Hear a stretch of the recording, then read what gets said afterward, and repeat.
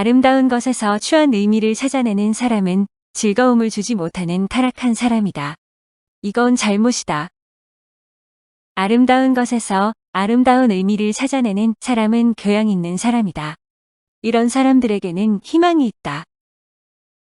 그들은 선택받은 사람들로 그들에게 아름다운 것들은 오롯이 아름다움만을 의미한다.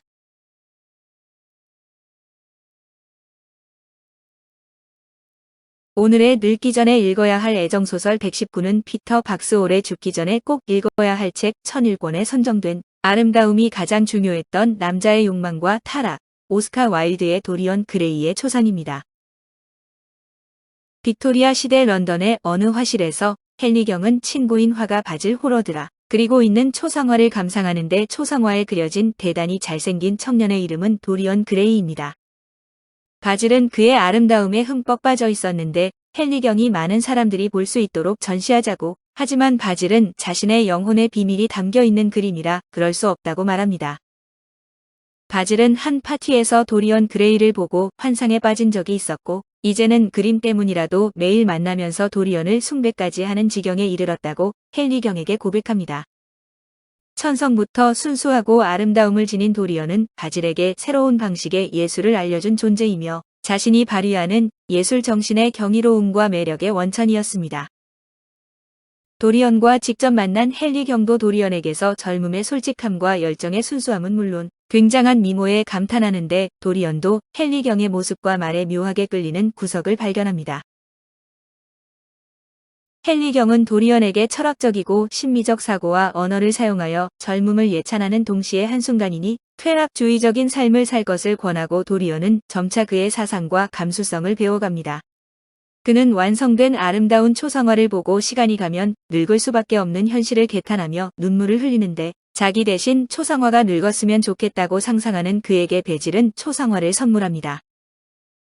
도리언 그레이는 무명 연극 배우인 시빌 베인과 사랑에 빠지는데 매우 광적이고 급진적인 사랑으로 그런 사랑을 바라보는 헨리 경은 도리언에게 다시 한번 감탄하게 됩니다. 그리고 그녀에게 청혼하기로 마음먹는데 도리언이 2주밖에 안 된 여자와 비밀리에 약혼했다는 소식을 들은 바질의 얼굴은 핏기가 사라진 모습입니다. 시빌도 도리언을 열렬히 사모해 행복을 꿈꾸는데 남동생 제임스는 도리언을 경계해 그가 누나를 구속할 것이라고 경고하며 그런 일이 벌어지면 도리언을 죽일 것이라면서 오스트레일리아로 떠납니다. 도리언은 바질과 헨리 경에게 시빌 칭찬에 여념이 없는데 도리언은 헨리 경과 바질을 시빌이 출연하는 로미오와 줄리엣 공연에 초대해 세 사람은 시빌이 출연하는 연극을 보러 갑니다. 두 사람에게 아름다운 시빌의 뛰어난 연기를 보여준다는 기대에 가슴이 벅찬 도리언은 막상 줄리엣 연기를 엉성하게 하고 있는 시빌의 연기를 당혹감 속에 감상합니다. 수준 낮고 상스러운 관객들까지 더한 탓에 도리언과 달리 둘은 연극이 끝나기 전에 자리를 뜨는데 연극이 끝난 후 질책하는 도리언에게 자신은 도리언 때문에 영혼이 해방되었다고 합니다. 그 때문에 연극이 허무하고 공허하며 기만적으로 느껴졌다는 고백을 하는데 도리언을 사랑하게 된 후 연기가 가짜라는 생각이 들어 집중할 수 없었다는 것입니다. 그러나 크게 실망한 도리언은 예술이 없는 시빌은 자신에게 아무 의미 없다는 말과 함께 저주를 퍼부으면서 매정하게 이별을 통보하고 집에 오지만 시빌에게 한 가혹한 말에 자책을 느끼며 후회를 합니다. 그리고 집에서 바질이 그려준 초상화가 예전과 달라진 것을 보는데 초상화가 늙어있는 것으로 두리안은 흉측한 그림이 된 초상화를 커다란 장막을 씌워 아무도 보지 못하게 합니다. 다음날 양심의 가책을 느낀 도리언은 시빌에게 사과 편지를 썼는데 헨리 경이 집에 찾아와 시빌이 자살했다는 소식을 알리고 도리언은 큰 충격을 받습니다. 그러나 헨리 경은 도리언에게 심각하게 받아들이지 말라며 여자들의 성품에 대해 여러 가지 조언을 하고 그의 도리언은 고마움을 느끼며 그의 충고를 받아들입니다. 헨리 경과 도리언은 함께 오페라 감상을 하러 가는데 시빌이 죽었음에도 아무 일 없다는 듯이 오페라를 감상했다는 말을 들은 바질은 헨리 경이 도리언에게 나쁜 영향을 끼치고 있음을 알게 됩니다. 바질은 마음을 바꿔 도리언의 초상화를 전시하고 싶어 하지만 이번엔 도리언이 완강히 반대를 하며 절대로 보여줄 수 없다는데 도리언을 향한 자신의 마음을 고백까지 했어도 소용없었습니다. 도리언은 초상화 공개 거부를 돌리기에는 역부족이었으며 앞으로는 모델도 하지 않겠다고 하는데 도리어는 바질의 터무니없는 질투, 광신적인 헌신, 지나친 찬사 따위에 부정적인 감정을 느낍니다. 잔인하고 추악한 표정의 초상화, 맨 꼭대기 층으로 옮긴 후 덮개로 덮은 채 자물쇠로 굳게 잠근 도리어는 헨리경이 선물한 책인 라울의 비밀을 읽습니다. 그 책은 프랑스 데카당의 정수를 보여줘 도리언에게 라울이라는 인물의 동질감을 느끼게 하는데 책 전체가 자신의 이야기처럼 여겨진 그는 책에 큰 영향을 받으며 쾌락만 추구하는 방탕한 삶에 빠져듭니다. 도리언은 교양과 매너 등 완벽한 인생을 위해 정진하는데 초상화가 누구에게 노출될까 불안해하며 도리언에 대한 비방과 불신 소문이 확산되어 그의 평판도 나빠집니다. 주위의 모든 친구들이 떠나 친구라곤 이제 헨리경만 남은 셈인데 온갖 악행이 나오는 라울 책을 반복해서 읽으면서 18년이 흐른 어느 날 바질이 도리언을 찾아옵니다. 그는 6개월 체류 예정으로 파리로 떠나기 전으로 도리언에게 떠도는 나쁜 소문을 확인하기 위해서였는데 그의 영혼을 보고 싶다는 바질에게 도리언은 감춰뒀던 초상화를 보여줍니다. 끔찍한 생명체의 음흉한 미소의 그림으로 변한 초상화에 큰 충격을 받는 바질에게 도리언은 오히려 그림이 자신을 망가뜨렸다고 주장을 합니다. 초상화가 예전의 아름다움은 흔적만 남은 채 추악하게 늙어버린 것은 그림 내면에서 비롯된 것이라 생각하는 바질은 큰 충격을 받아 도리언에게 기도를 하자고 권합니다. 그러나 도리언은 순간적인 분노에 휩싸여 바질의 머리에 칼을 꽂아 죽이고 15년 전에 친하게 지냈던 화학자인 앨런 캠벨을 불러 바질의 시체를 흔적 없이 처리하도록 부탁합니다. 앨런은 완강하게 저항하지만 도리언이 그의 치명적인 약점이 적힌 내용을 쓴 쪽지를 건네자 결국 도리언의 요구를 실행해 화학약품 냄새와 함께 바질의 시체는 사라졌는데 이후 앨런은 자살을 합니다. 살인에 대한 죄책감을 덜기 위해 도리언은 아편굴까지 출입하게 되는데 그때 죽은 10일에 동생 제임스 베인이 도리언에게 복수를 하기 위해 찾아옵니다. 하지만 제임스는 도리언을 직접 본 적이 없었는데 도리언은 자신의 젊은 모습을 보여주면서 자기가 18년 전 10일을 죽인 사람일 수 없다고 제임스에게 말하고 그는 속아서 도리언을 보내줍니다. 그런데 그 직후 어떤 여인이 나타나 그가 진짜 도리언 그레이임을 알려주자 제임스는 도리언을 다시 뒤쫓기 시작하고 도리언은 죽음에 대한 공포에 휩싸이게 됩니다. 그러나 제임스는 공교롭게도 사냥터에서 도리언을 노리던 중에 오발사고로 목숨을 잃는데 도리언은 제임스의 죽음을 확인하고는 기뻐합니다. 헨리경은 도리언을 다시 찬양하면서 세상이 숭배해야 할 인물이라고 부추기는데 도리언은 헨리경이 준 라울의 비밀이 마치 독약 같았다고 말합니다. 자신은 살아있지만 죽은 것 같은 영혼이라고 고백하는데 헨리경에게 자신의 살인죄를 넌지시 고백하고 앞으로는 정의로운 삶을 살겠다고 다짐합니다. 그리고 도리언은 시골 마을의 순박한 소녀 해티 머턴과 사랑에 빠지지만 자신의 추악한 초상화를 보고 새로운 삶을 살겠다는 동기가 허영과 위선에서 나온 것이었음을 깨닫습니다. 초상화를 없애고 평정을 되찾겠다는 생각으로 도리언은 얼마 전 바질을 죽였던 칼을 들어 초상화를 찢어버리고 양심을 죽이기 위해 자신의 가슴에 칼을 꽂습니다. 그 직후 밖에서 비명소리가 들리고 하인들이 경찰관을 데리고 방에 들어오는데 방 안에는 젊고 아름다운 초상화와 늙고 추악한 남자의 시체만이 남겨져 있었습니다.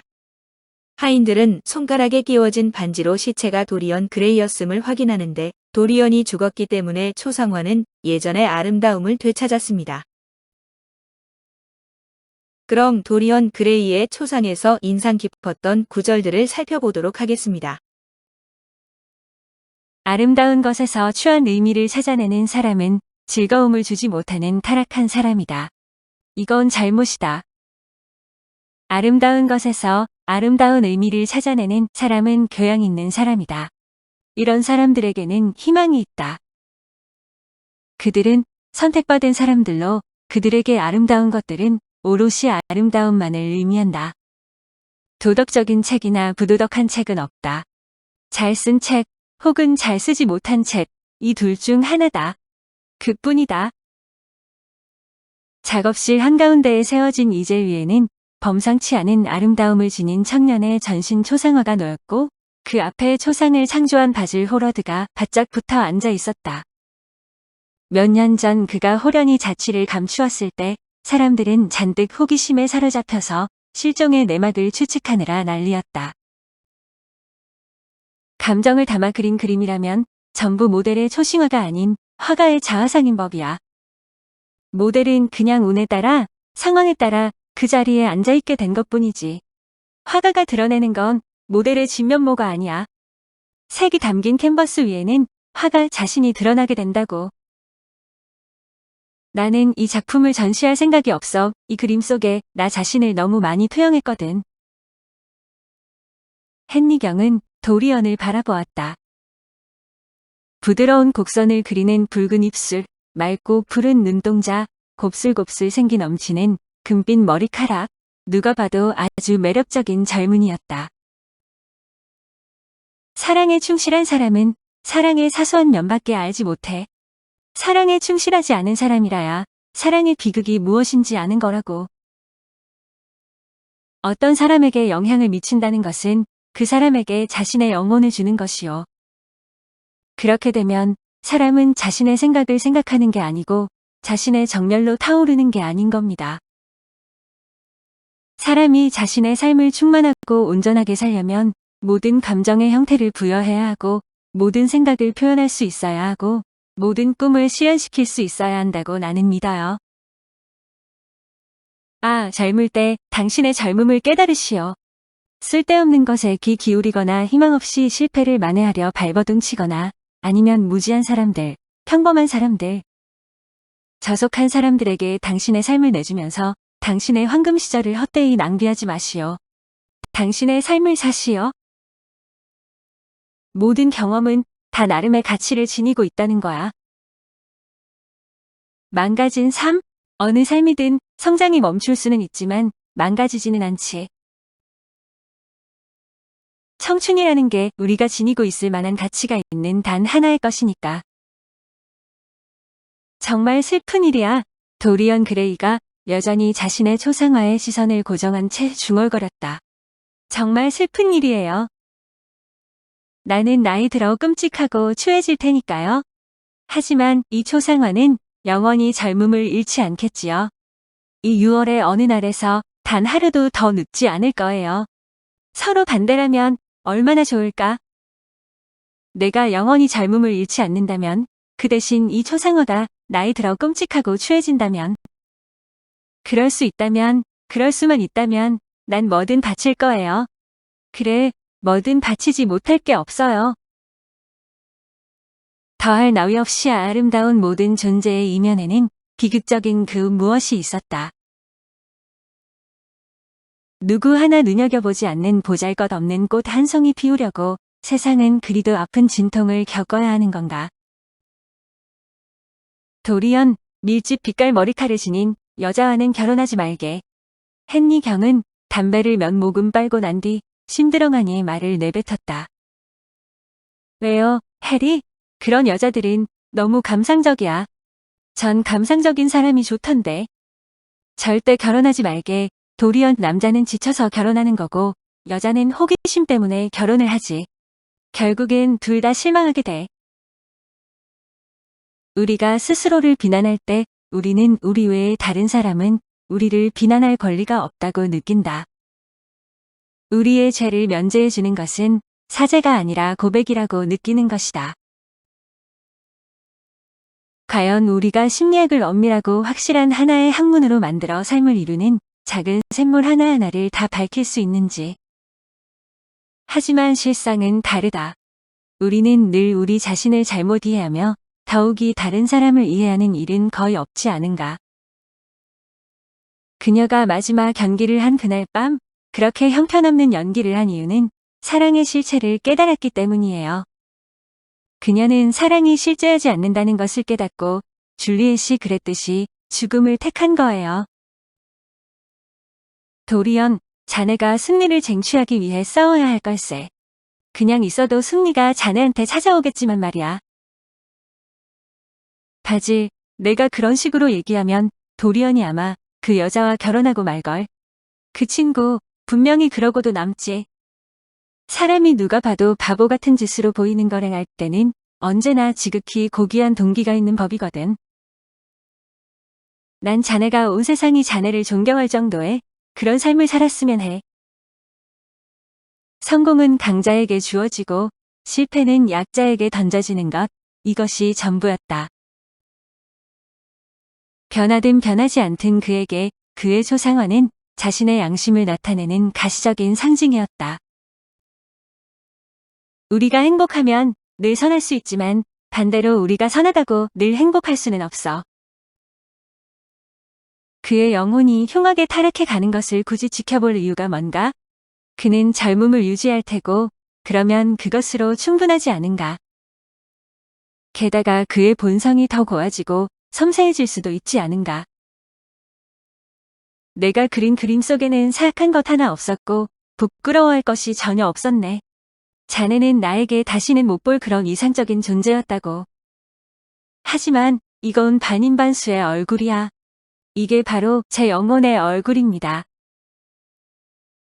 생을 향한 거침없는 욕망, 인간의 온갖 족구 가운데 가장 무서운 욕망인 그 생을 향한 욕망이 모든 신경과 조직을 살아 꿈틀거리게 만들었다. 추함, 한때의 사물을 현실적으로 만든다고 그가 그토록 증오했던 그 추함이 바로 그런 이유로 이제는 그에게 아주 소중한 것으로 다가왔다. 추함이 단 하나의 현실이었다.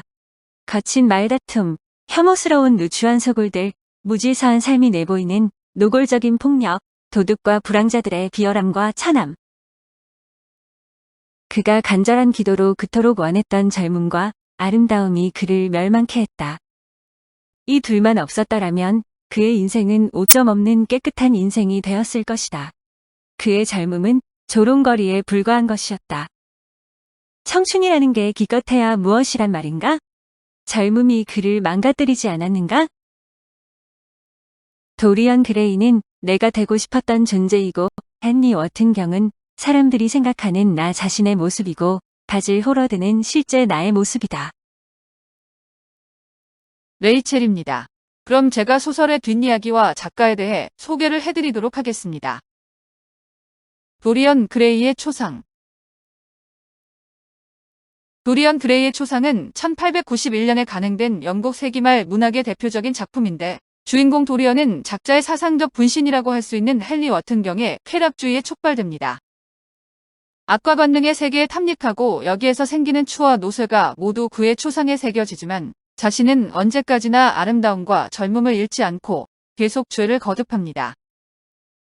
그러나 결국 잘못을 뉘우치고 새로운 삶을 위하여 그 초상을 파기하려고 단검으로 찌르지만 그것은 또한 자신을 찌르는 것으로 그의 시체는 노쇠와 추악함이 몰골 사납게 나타난다는 내용입니다. 오스카 와일드의 유일한 장편 소설로 동성애 문제로 재판에 서게 되었을 때 이 소설은 그의 유죄를 입증하는 결정적인 근거로 이용되기도 했다고 합니다.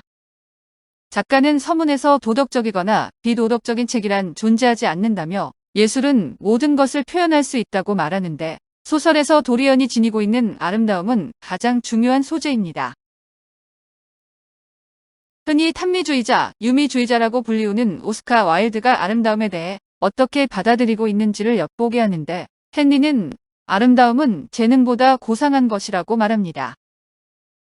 발표되자마자 평단에서 온갖 욕을 다 먹어 출판사가 2번에 걸쳐 수정을 해야만 했고 결국 현재 판본이 1891년에 발표되었는데 그는 예술은 드러내고 예술가는 감추는 것이 예술의 목적이라고 합니다. 극 작가로서의 와일드의 면모를 유감없이 드러내 대부분 대화 중심으로 이루어져 있고 대화가 굉장히 달콤하게 굴러가는데 지킬 박사와 하이드와 함께 인간의 이중성을 드러내는 대표작입니다. 도리언이란 남성 동성애가 자유로웠던 그리스 도리스 지방 사람이라는 의미인데 무채색 사회에서 나비처럼 아름다움과 욕망, 개성, 자유를 당당하고 도도하게 노래했다는 평가를 받습니다.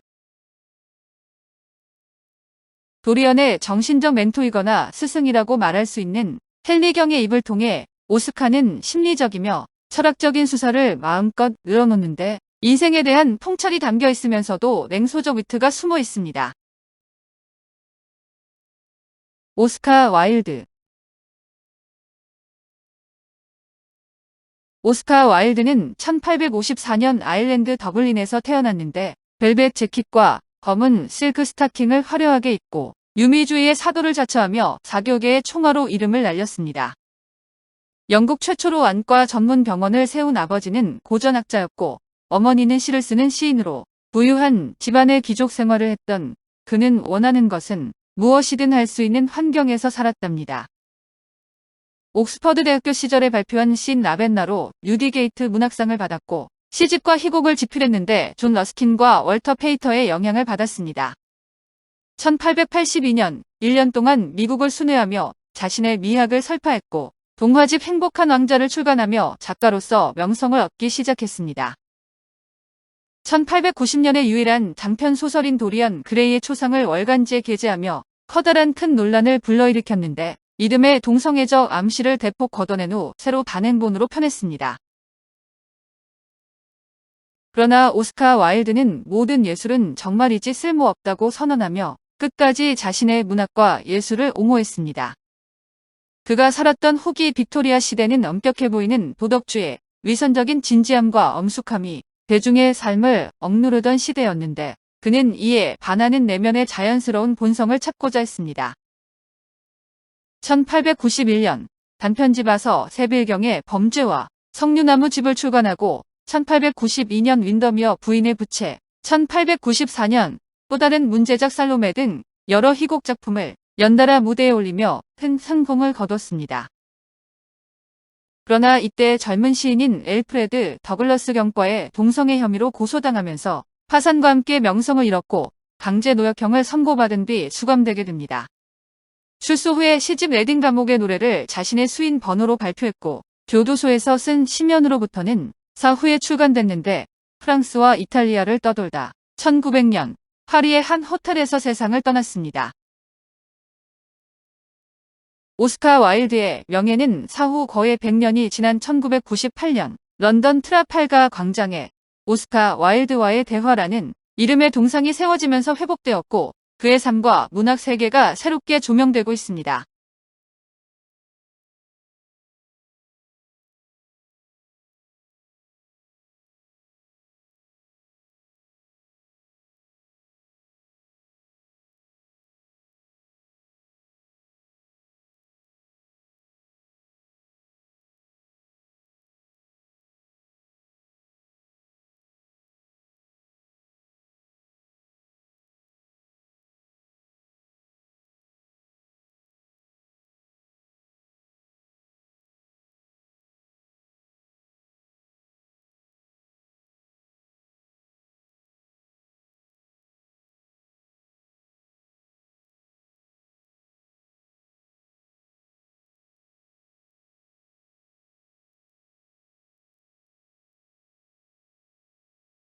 춤추라. 아무도 바라보고 있지 않은 것처럼.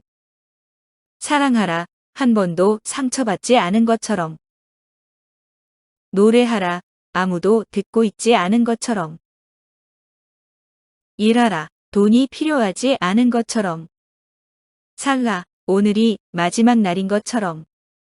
알프레드 디 수자. 사랑하라. 한 번도 상처받지 않은 것처럼.